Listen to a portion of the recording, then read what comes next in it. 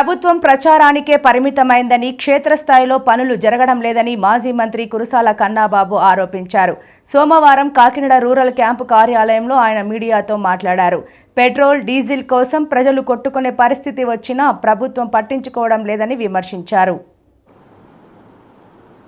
ఈ వరికోత యంత్రాలకి డీజిల్ లేదు. ఏ రైతులు వెళ్ళి క్యాన్లు పట్టుకుని వాడి దగ్గరికి వెళ్తే నేను కొట్టను అంటాడు. ఎంఆర్ఓ దగ్గరికి వెళ్ళి స్లిప్ తెచ్చుకోమంటాడు.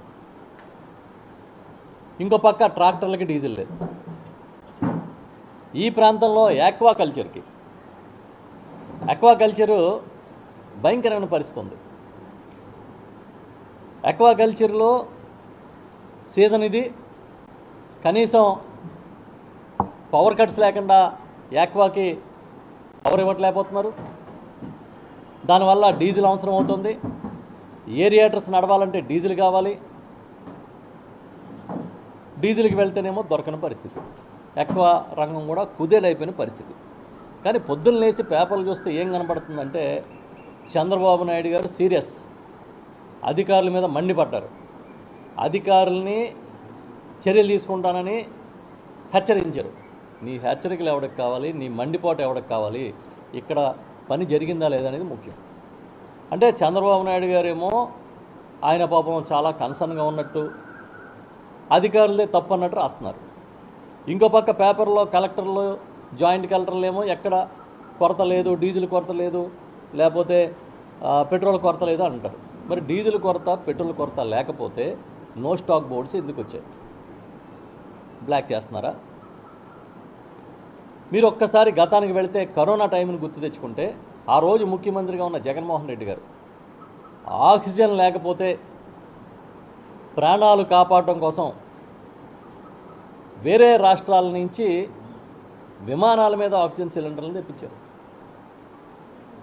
కరోనాలో సంక్షోభంలో ఒక్క పంట కూడా రైతు అమ్ముకోలేని పరిస్థితి ఉండకూడదు అని చెప్పి ప్రతిరోజు సమీక్షించి మార్కెటింగ్ శాఖ ద్వారా, మార్కెట్ ద్వారా పెద్ద ఎత్తున కొనుగోలు చేశారు. ఆ రోజు మంత్రిగా ఉన్నాను నేను, వ్యవసాయ మంత్రిగా, మార్కెటింగ్ మంత్రిగా. ప్రతిరోజు జగన్ గారు సమీక్ష చేసి చాలా క్లియర్గా ముఖ్యమంత్రి గారు ఆనాడు మాకు ఆదేశాలు ఇచ్చేవారు. ఏ పంట అయినా సరే రైతు అమ్ముకోలేకపోతే మీరు కొనండి అని. బత్తాయి దగ్గర నుంచి, అరటి దగ్గర నుంచి, పిఠాపురంలో పెండ్లం మొదలుకొని బూడిద గుమ్మడికాయల దాకా కొన్నాం. ఎక్కడ అమ్ముకోవాలో తెలియకపోతే రైతు బజార్లు పంపించాం. ట్రాన్స్పోర్ట్ గవర్నమెంట్ భరించింది. మహిళా సంఘాలకి పంపించి ఆ బత్తాయిలు, అరటిపళ్ళు గ్రామాల్లో కాస్ట్ ఇంకా వీలైతే తక్కువకైనా పర్వాలేదు ముందు అందించండి అని అందించిన పరిస్థితులు. ఇవాళ ఎలా ఉంది చెప్పండి? ఎక్కడైనా ఒక్క పంటకి గిట్టుబాటు ధర ఉందా? కొనుగోలు చేసే పరిస్థితులు ఉన్నాయా అని నేను సూటిగా అడుగుతున్నా. మొక్కజొన్న రైతులు గత 10 ఏళ్ల కాలంలో ఎప్పుడు ఇంతటి దారుణమైన స్థితిని చూడలేదు. ఇంచుమించుగా ఈ ఒక్క సీజన్లో 3,500 కోట్ల రూపాయల మేరకు. వచ్చేసారి కేసీఆర్ని మళ్లీ సీఎం చేయడమే లక్ష్యంగా ముందుకు సాగుతున్నామని టీఆర్ఎస్ ఆవిర్భావ దినోత్సవంలో కేటీఆర్ అన్నారు. తెలంగాణ సాధన కోసం ఆయన అన్ని పదవులను త్యాగం చేసి 25 ఏళ్ల క్రితం ఇదే రోజున జలదృశ్యంలో పార్టీని స్థాపించిన విషయాన్ని గుర్తు చేశారు. గులాబీ జెండా సరిగ్గా 25 సంవత్సరాల కిందట త్యాగాల పునాదుల మీద ఆనాడు తనకు అప్పుడున్న పార్టీ ద్వారా సంక్రమించిన డిప్యూటీ స్పీకర్ పదవికి, శాసన సభ్యత్వానికి, అట్లాగే పార్టీలోని రాష్ట్ర బాధ్యతలకు అన్నిటికీ కూడా గుడ్ బై చెప్పి తెలంగాణ రాష్ట్రం ఏర్పడితేనే, ఒక స్వీయ రాజకీయ శక్తిగా తెలంగాణ ప్రజలు ఎదిగితేనే ఈ ప్రాంత సమస్యలకి చరమగీతం పాడొచ్చు, శాశ్వతంగా ఈ ప్రాంతం గతంలో ఏదైతే సిరి సంపదలతో తొలతూగిందో అట్లా మళ్ళీ ఉద్భవించవచ్చు అనే ఆలోచనతో పెద్దలు కేసీఆర్ గారు ఆనాడు 25 వసంతాల కిందట పార్టీని ఏర్పాటు చేసి కొండా లక్ష్మణ్ బాపూజీ గారు ఇచ్చిన ఆశ్రయం జలదృశ్యంలో జెండా ఎత్తిన విషయం మీకు తెలుసు. మరి 25 సంవత్సరాల్లో ఒక అరుదైన చరిత్ర కలిగిన పార్టీ బీఆర్ఎస్ పార్టీ. మొదటి 14 ఏళ్లు తన పోరాటంతో తెలంగాణ ప్రజలను ఐక్యం చేసి తెలంగాణ జాతిని మొత్తంగా ఎక్కడికక్కడ లక్షల సంఖ్యలో సమీకరిస్తూ వారికి తెలంగాణ రాష్ట్ర ఏర్పాటు ఆవశ్యకతను బోధిస్తూ అంబేద్కర్ గారు చెప్పిన విధంగా బోధించు, సమీకరించు, పోరాడు అన్నట్టుగా అడుగడుగున పోరాటాలు చేస్తూ ఢిల్లీ మెడలు వంచిన పార్టీ ఈ గులాబీ జెండా పార్టీ, ఈ బీఆర్ఎస్ పార్టీ. 10 ఏళ్ల పాటు ప్రజలు అధికారం ఇస్తే మరి ఒక బాధ్యతగా భావించి రాష్ట్రం సాధించిన పార్టీకే ప్రజలు బాధ్యతనివ్వడాన్ని ఒక గౌరవంగా భావించి రాష్ట్రాన్ని అగ్రభాగాన 10 ఏళ్ల తన పరిపాలనలో నిలబెట్టిన నాయకుడు మహానాయకుడు కేసీఆర్ గారు. అట్లా నడిపిన పార్టీ బీఆర్ఎస్ పార్టీ. అదేవిధంగా గత 2.5 సంవత్సరాలుగా ఈ దుర్మార్గ అరాచక పాలనకు వ్యతిరేకంగా తెలంగాణలోని కోట్లాది మంది అణగారిన వర్గాల తరపున, అణగారిన ప్రజల తరపున ఇవాళ వారి గొంతుకై నిలుస్తున్నది బీఆర్ఎస్ పార్టీ. ఆనాడు 14 ఏళ్లు ఉద్యమ పార్టీగా, 10 ఏళ్లు అధికార పార్టీగా, గత 2.5 ఏళ్లు ప్రతిపక్ష పార్టీగా అన్ని పాత్రలు, ప్రజలిచ్చిన ప్రతి పాత్రను సమర్థవంతంగా పోషిస్తూ ఇవాళ భారతదేశ చరిత్రలోనే అతి కొద్ది పార్టీలు, 25 వసంతాలు పూర్తి చేసుకున్న పార్టీలు వేళ్ల మీద లెక్కబెట్టదగ్గ సంఖ్యలో ఉంటాయి. ఆ కోవన చేరింది బీఆర్ఎస్ పార్టీ కేసీఆర్ గారి నాయకత్వంలో. మళ్ళీ ఒకసారి ఈరోజు పునరంకితం అవుతున్నాం. ఖచ్చితంగా తెలంగాణ ప్రజలకు ఒక స్వీయ రాజకీయ అస్తిత్వం ఉండాలి అని ప్రొఫెసర్ జయశంకర్ గారు ఎప్పుడు ఏదైతే చెప్తా ఉండేవారో, ఎట్టి పనికైనా మట్టి పనికైనా మనవాడే ఉండాలని చెప్తా ఉండేవారో, అట్లాగే మళ్ళీ పునరంకితం అవుతాం. తెలంగాణను కాపాడడానికి, తెలంగాణలోని ఈ అరాచక కాంగ్రెస్ బీజేపీల నుండి తెలంగాణను మళ్ళీ ఒకసారి పట్టాలెక్కించడానికి కేసీఆర్ గారి నాయకత్వంలో అందరం సమిష్టిగా ఐక్యంగా పోరాటం చేస్తాం. తప్పకుండా 2028వ సంవత్సరంలో క్రెడిట్ చోరీలో జగన్ది 5G స్పీడ్ అని కార్మిక శాఖ మంత్రి వాసంశెట్టి సుభాష్ అన్నారు. ఈ మేరకు ఆయన ఈరోజు మీడియాతో మాట్లాడుతూ గత వైసీపీ ప్రభుత్వం రాష్ట్రానికి రాజధాని లేకుండా జగన్ చేశాడు అని అన్నారు. అలాగే 5 ఏళ్ల కాలంలో సాఫ్ట్వేర్ కంపెనీ నుంచి అండర్వేర్ కంపెనీ వరకు కూడా ఈ రాష్ట్రాన్ని వదిలిపోయి పారిపోయే పరిస్థితి. అంటే సుమారు 40 ఇండస్ట్రీలు, కియా ఎక్స్పాన్షన్ కానీ, అలాగే అమర్ రాజా బ్యాటరీస్ కానీ, ఇలా అనేక అండర్వేర్ కంపెనీలతో సైతం పారిపోయేలా చేసిన క్రెడిట్ జగన్మోహన్ రెడ్డిది. అయితే 5 ఏళ్ల కాలంలో కల్తీ మద్యం ఏర్లై పారించి మరి మద్యం సేవించిన ప్రతి ఒక్కరు ఆరోగ్యం చిన్నాభిన్నం చేసి మరి ఆ రోజున 30,000 మంది పైబడి అనేక అనారోగ్యాల పాలయ్యి చాలామంది చనిపోయారు కూడా. అది ఇప్పటికీ రాష్ట్ర ప్రజలు, ఇప్పటికే కాదు చరిత్రలో ఎప్పుడు మర్చిపోలేనటువంటి మద్యాన్ని, బ్రాండ్ మద్యాన్ని రాష్ట్రం అంతా ఏలేలా చేశారు. అదేవిధంగా 5 ఏళ్ల కాలంలో ఇసుక గనుల్ని దోపిడీ చేసి ఆ క్రెడిట్ కూడా ఆయనే మూటగట్టుకున్నారు. అదేవిధంగా ఏదైతే భవన నిర్మాణ కార్మికులు ఉన్నారో 21 లక్షల మంది, అంటే సుమారు 1 కోటి మంది, వాళ్ళకి ఇసుక బంగారంలో అమ్మి ఇసుక అందుబాటులోకి లేకపోవడం వల్ల ఒక ఎత్తు అయితే, వాళ్ళు పథకాలన్నీ కూడా 1214 మెమోతో అన్నీ ఆపేయటం, వాళ్ళ జీవితాల్లో చెమ్మ చీకటి నిలబడిన క్రెడిట్ జగన్మోహన్ రెడ్డిది. అదేవిధంగా 5 ఏళ్ల కాలంలో హత్యా రాజకీయాల్ని పెంపొందించింది ఆ క్రెడిట్ కూడా ఆయనదే అని తెలియజేసుకుంటూ, 5 ఏళ్ల కాలంలో మాస్క్ అడిగినందుకు డాక్టర్ సుధీర్ని చనిపోయేలా చేసి, అలాగే డ్రైవర్ సుబ్రహ్మణ్యాన్ని మరి చంపి డోర్ డెలివరీ చేసిన ఘనత జగన్మోహన్ రెడ్డిది, ఆయన టీందని అందరికీ తెలుసు. పూర్తి చేయని వెలుగొండ ప్రాజెక్ట్ని జాతికి అంకితం చేయటం ఆ క్రెడిట్ కూడా మీదే. అలాగే పోలవరం ప్రాజెక్టుని నాశనం చేసిన క్రెడిట్ కూడా మీదే. పోలవరం నిర్వాసితులకి పరిహారం అడిగితే మన దగ్గర మనీ ప్రింటింగ్ మెషిన్ ఏమైనా ఉందా అని మరి వెటకారం చేసిన ఘనత కూడా మీదే. అదేవిధంగా గవర్నర్ పేరుతో అప్పులు తీసుకుని వచ్చిన ఘనత కూడా, ఆ క్రెడిట్ కూడా మీదే. మద్యం భవిష్యత్తు ఆదాయాన్ని తాకట్టు పెట్టిన ఘనత కూడా మీదే. అదేవిధంగా రామతీర్థంలో రాముల వారి విగ్రహం తల తీసిన చరిత్ర ఆ క్రెడిట్ మీదే. అలాగే ఆంజనేయ స్వామి విగ్రహాలను ధ్వంసం చేయించారు. అలాగే అంతర్వేది రథాన్ని నిప్పంటించారు, ఘనత మీదే.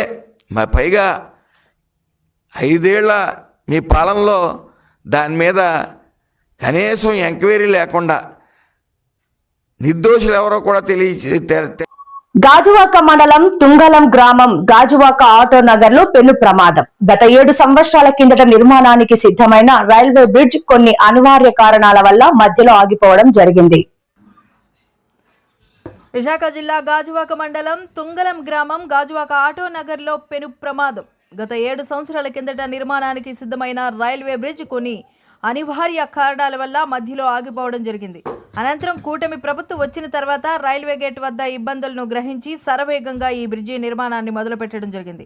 ఇంకో 6 నెలల్లో ప్రజలకు అందుబాటులో ఉంచాలని అనుకున్న తరుణంలో అనుకోని సంఘటన జరిగింది. బ్రిడ్జి స్లాబ్ వేస్తుండగా ఒక్కసారిగా కుప్పకూలడం చాలా బాధాకరమైన విషయం. ఈ ప్రమాదంలో 7గురికి తీవ్ర గాయాలు. కిమ్స్ ఆసుపత్రికి తరలింపు. బాధితుల పేర్లు బుద్ధీశ్వర్, బోస్, అజిత్, దినేష్, తురాస్, ప్రతాప్, ఉదయ్గా మొదలు ఉన్నారు. గ్రౌండ్ ఉంది కాబట్టి ఆడుకుంటున్నాం. మేమేమో అదే టైంలో వాటర్ బాటిల్ కోసం ఇలాగా మేము రోడ్డు మీద వెళ్తుంటే సడన్ గా కొలాప్స్ అయిపోయింది. అసలు ఏం జరిగిందో తెలియలేదు. నేనైతే కళ్ళ ఎదురుగా నేనైతే చూసాను. సడన్ గా కొలాప్స్ అయిపోయింది. మేబీ ఏమో సెంటరింగ్ వేస్తారేమో, సెంటరింగ్ తీయడానికి కొలాప్స్ అయిపోయిందేమో అనుకున్నాం. బట్ ఆ ఇంపాక్ట్ అయితే మాత్రం చాలా గట్టి తగిలింది. మేము రియల్ అయితే ఏమనుకున్నామంటే మేము కనీసం బతికుండే ఛాన్సెస్ చాలా తక్కువేమో అనుకున్నాం. ఎందుకంటే అంత ఇంపాక్ట్ తో జరిగింది. నేను ఒక అతను అయితే మాత్రం ఇలా పట్టుకుని హ్యాంగ్ అవడం చూసాం. మిగతా వాళ్ళందరూ అందులో కూరుకుపోయారు. ఆల్రెడీ అప్పటికే కాంక్రీట్ వేయడం ఫ్రెష్ కాంక్రీట్ కాబట్టి అందులో కూరుకుపోయారు. వెంటనే మన వాళ్ళు పక్కనే ఉన్న మా కుర్రోళ్ళందరూ తప్పించి అందరిని పిలిపించి టప్ పరిగెట్టుకుని వచ్చి మేము అందరం కూడా ఎవరైతే కాంక్రీట్ లో ఉండిపోయారో పాపం వాళ్ళు నడిచే పొజిషన్ లో కూడా లేరు, అసలు నించోనే పొజిషన్ లేరు. అసలు వాళ్ళు అంత దారుణంగా అందులో ఇంపాక్ట్ అయిపోయి ఉన్నారు. వాళ్ళని వెంటనే మన కుర్రోళ్ళందరూ అట్నుంచి ఒక 4-5 నుంచి దగ్గర 30 మంది మన అందరం కూడా వాళ్ళని బయట తీసుకొచ్చే ప్రయత్నం చేసాం. అందులో 2-3 అయితే మాత్రం సివియర్ బ్యాక్ బోన్ డ్యామేజ్ అయితే అయింది. ఎందుకంటే వాళ్ళు లేచి కూర్చునే అసలు వాళ్ళ బాడీ కదిపే పొజిషన్ లో కూడా లేరు. అంత డ్యామేజ్ లో వాళ్ళైతే ఉన్నారు. సో వెంటనే వాళ్ళని బయట తీసుకొచ్చి ఏదైతే ఐరన్ ఉన్నాయో ఆ సాయంతోనే వాళ్ళ మీద పడుకోబెట్టి వాళ్ళని బయట తీసుకొచ్చి మన నీడలో కూర్చోబెట్టాం. కొంతమందిని ఫేస్ గీస్ అన్ని కడిగి వాళ్ళైతే ఏదైతే ఫస్ట్ మన చేతిలో ఏముందో అదైతే మనం చేయడం జరిగింది. అంబులెన్స్ కాల్ చేసాం, అందరినీ పిలిపించాం. అంబులెన్స్ లేట్ అయింది. సో అంతలోకి వేరే ప్రైవేట్ వెహికల్ ఉంటే ప్రైవేట్ వెహికల్ కూడా యాడ్ చేసి కిమ్స్కి అనేది మేము పంపించాం. అంతలోకి అంబులెన్స్ వచ్చింది. ఇంకో అతను సివియర్ గా బోన్ డ్యామేజ్ తో ఉన్నారు, బ్యాక్ బోన్ డ్యామేజ్ తో. అతను కూడా మనం అంబులెన్స్ లోనే గవర్నమెంట్ అంబులెన్స్ లో ఇద్దరిని పంపించడం జరిగింది. టోటల్ గా 8 మెంబర్స్ ఉన్నారు. 7 మెంబర్స్ అయితే ఇంజ్యూర్డ్. అందులో ఒక అట్లీస్ట్ 2 to 3 మెంబర్స్ అయితే బ్యాక్ బోన్ డ్యామేజ్ అయితే అయ్యింది. వాళ్ళు కదిలే పొజిషన్ లో కూడా లేరు. మిగతా వాళ్ళకి హ్యాండ్, లెగ్స్ అలా డ్యామేజ్ అయితే అయ్యింది. సో జనరల్ గా ఏంటంటే ఇంపాక్ట్ అయితే ఎక్కువే. బట్ దేవుడి దయ వల్ల ఏదో సంథింగ్ వాళ్ళు అయితే బయటికి రాగలిగారు, మాట్లాడగలిగారు. మేము చేయవలసిన ప్రయత్నం అయితే మా కుర్రోళ్ళు చేయవలసిన ప్రయత్నం మేము అందరం అంతా చేసాం. ఎట్టి పరిస్థితుల్లో వాళ్ళు దేంట్లో కూడా వెళ్లకుండా వాళ్ళని వాటర్ ఇచ్చి వాళ్ళని చేసి మేమైతే ఎంతవరకు చేయగలం మేము అంతా చేసాం. సో ప్రైవేట్ మీ దగ్గర వాళ్ళు ఎప్పుడైతే హాస్పిటల్కి వెళ్ళే వరకు మేము అంతా ఉన్నాం. తర్వాత కానిస్టేబుల్ గారు, సిఏ గారు, ఎస్ఐ గారు అందరూ వచ్చేసి అందరూ కూడా కలిసి మొత్తం అంతా ఏమి జరిగిందని చెప్పేసి ఇచ్చారు. కాంట్రాక్టర్ గారితో కూడా మాట్లాడారు. చూడాలి. కిందనైతే మేము భయపడింది ఏంటంటే కింద ఎవరు ఉన్నారేమో మేము భయపడ్డాం. మేము ఆయన కాంట్రాక్టర్ కూడా అడిగాం, లేదు కిందనైతే ఎవరు లేరు. బట్ ఏంటంటే ఇక్కడ 2-3 టీమ్స్ ఉన్నాయి. బడా కంపెనీలకు ఎకరం 99 పైసలకు కట్టపెట్టడం కాదు లోకేష్. నియోజకవర్గ ప్రజలకు ఇళ్ల స్థలాలు చూపండి. 2 ఏళ్లైనా మాటలే తప్ప చేతలు లేవు. లోకేష్ నియోజకవర్గంలో ఇల్లు పట్టాలు కోరుతూ రోడ్డు ఎక్కిన సామాన్యులు. ఇప్పటికైనా కళ్ళు తెరువు. ప్రజలకు ఇచ్చిన హామీలు నెరవేర్చు అని సిపిఎం నేతలు వార్నింగ్. మంత్రి లోకేష్ గారు మాటలు ఎక్కువ, చేతలు తక్కువ. ఆయన విదేశాలు పర్యటన చేస్తారు, మోడీ గారికి ఢిల్లీ చుట్టూ తిరుగుతారు. కానీ నియోజకవర్గ ప్రజలు మాత్రం గాలికి వదిలేశారు. ఇంట గెలిచి రచ్చ గెలవాలి లోకేష్ గారు. ఎన్నికలకి ముందు 20,000 మందికి ఇళ్లు కట్టిస్తాం, పట్టాలు అందరికీ ఇస్తామని శిలాఫలకం వేశారు సీతానగరంలో. ఆ శిలాఫలకం మిమ్మల్ని వెక్కిరిస్తా ఉంది. శిలాఫలకమే కాదు, జనం కూడా వెక్కిరిస్తున్నారు. గుర్తుపెట్టుకోండి. మీరు పేదవాళ్ళకి 2 సెంట్లు ఇవ్వడానికి మీకు స్థలం దొరకలేదా? ఎకరం భూమి 99 పైసలు చొప్పున బడా కంపెనీలకి విశాఖపట్నం లాంటి చోట్ల విలువైన భూములు ఇస్తున్నారే. ఎకరం కాదు, అవసరమైతే మొత్తం భూమి ఇస్తానని చెప్తున్నావు. మీ సొంత భూమా? పేదవాళ్ళకి మాత్రం ఎందుకు ఇవ్వరని అడుగుతా ఉన్నాం. ఎంతకాలం ఆగాలి? 2 ఏళ్ళు ఆగారు. వక్ఫ్ భూములు, దేవాదాయ భూములు అందరూ పెద్దవాళ్ళకి మీరు కట్టబెడతారా? రాజధాని కోసం 50,000 ఎకరాలు ఉంటే చాలని ఇంకొక 1,00,000 ఎకరాలు భూ సమీకరణ చేస్తారు. పేదవాడికి మాత్రం ఇవ్వరా? మీరు క్రికెట్ చూడటానికి శ్రీలంక కూడా వెళ్ళి వస్తారే, అలాగే మీ మంత్రులకి, ఎమ్మెల్యేలకి, కుటుంబ సభ్యులకి విందు భోజనాలు పెట్టి, చీరలు పెట్టి చాలా అడావుడి చేస్తున్నారే. ఓట్లేసి గెలిపించు నియోజకవర్గ ప్రజలకు మాత్రం మొండి చేయి చూపిస్తా ఉన్నారు. అందుకే ఈ రోజున మంత్రి గారు ఇచ్చిన మాట నిలబెట్టుకుని నెల రోజుల లోపల 6 నెలల క్రితం దరఖాస్తులు ఇస్తే, 2 ఏళ్ల క్రితం దరఖాస్తులు ఇస్తే ఎంక్వైరీ కూడా చేయించడానికి టైం లేని దిక్కుమాలిన ప్రభుత్వంలాగా మారింది. పెద్దవాళ్ల కోసం పేదవాళ్లు బలి చేస్తా ఉన్నారు. మాటలు తప్ప చేతలు లేవు. అందుకే సిపిఎం తరఫున ప్రకటిస్తున్నాం, మీరు ఈ నెల రోజుల్లో చెప్పిన మాట ప్రకారం ఇళ్ల స్థలాలు ఇవ్వకపోతే జూన్ నెలలో లోకేష్ గారి కార్యాలయం ముందే పేదవాళ్లందరూ కూడా ఇళ్ల కోసం, పట్టాల కోసం ఆందోళన చేయడానికి సిద్ధపడతాం. సీతానగరంలో మీరేసిన శిలాఫలకం దగ్గర నుండి అప్పుడు మీరు యువగళం చేశారు, మర్చిపోయారు. ఇప్పుడు మేము సిపిఎం తరఫున మంగళగిరి జనగళం పేరుతో పాదయాత్ర చేస్తాం. ఆందోళన చేసి ఇళ్ల స్థలాలు ఇవ్వకపోతే ప్రభుత్వ భూముల్ని పేదలే స్థలాలని వాళ్ళ భూములు వాడే స్వాధీనం చేసుకుని ఈ రోజున పట్టాల కోసం, ఇళ్ల కోసం పోరాడతారు. కిందటి పుష్కరాలు అప్పుడు తీసేసిన ఇళ్లకి ఇప్పుడు దాకా దిక్కు మొక్కు లేదు. ఇళ్లు పీకేట మాత్రం స్పీడ్గా చేస్తున్నారు. ఎట్లాగో పెన్షన్ లేవు, సంక్షేమ పథకాలు లేవు. కనీసం ఇచ్చిన మాట ప్రకారం ఇళ్ల స్థలాల కోసం చేయండి. అందుకనే ఇళ్ల స్థలాలు, పట్టాల కోసం ఆందోళన ఆగదు. ఈసారి తాడో పేడో తెలుసుకుని మంత్రి గారిని నిలదీయటానికి జనం సిద్ధంగా ఉన్నారు. మీరు ఇప్పటికైనా సమాధానం చెప్పండి. మే నెల మొత్తం కూడా 50,000 ఉత్తరాలతో లోకేష్ గారి గుర్తు చేస్తాం. మరోసారి స్పందించకపోతే ఆందోళన తప్పదని. వైఎస్ఆర్ కాంగ్రెస్ పార్టీ నాయకులపై అనుచిత వ్యాఖ్యలు చేసినట్లు ఆరోపణలు ఎదుర్కొంటున్న ఏబీఎన్ రాధాకృష్ణపై వెంటనే చట్టపరమైన చర్యలు తీసుకోవాలని వైఎస్ఆర్సీపీ నేతలు డిమాండ్ చేశారు. ఈ మేరకు విశాఖపట్నం పోలీస్ కమిషనర్ను కలిసి మరోసారి ఫిర్యాదు సమర్పించారు. అన్ని పోలీస్ స్టేషన్లో కూడా కంప్లైంట్ ఇవ్వడం, కానీ ఈ రోజుకి 20 రోజులు అవుతున్నా సరే ఈరోజు కేవలం చంద్రబాబు నాయుడు గారి చెప్పు చేతుల్లో ఉన్నటువంటి ఈ రాష్ట్రంలో ఉన్న పోలీస్ వ్యవస్థ ఎక్కడా కూడా బాధ్యతాయుతంగా వ్యవహరించకుండా కేవలం అధికార పార్టీలకు వ్యక్తులుగా మారి, అధికార పార్టీలకు నాయకులుగా మారి, వారి కింద బానిసలుగా వ్యవహరించే విధంగా ఈరోజు కనీసం కంప్లైంట్స్ మీద ఎక్కడ కూడా ఎఫ్ఐఆర్ రిజిస్ట్రేషన్ చేయడం అనేది చాలా దురదృష్టకరం.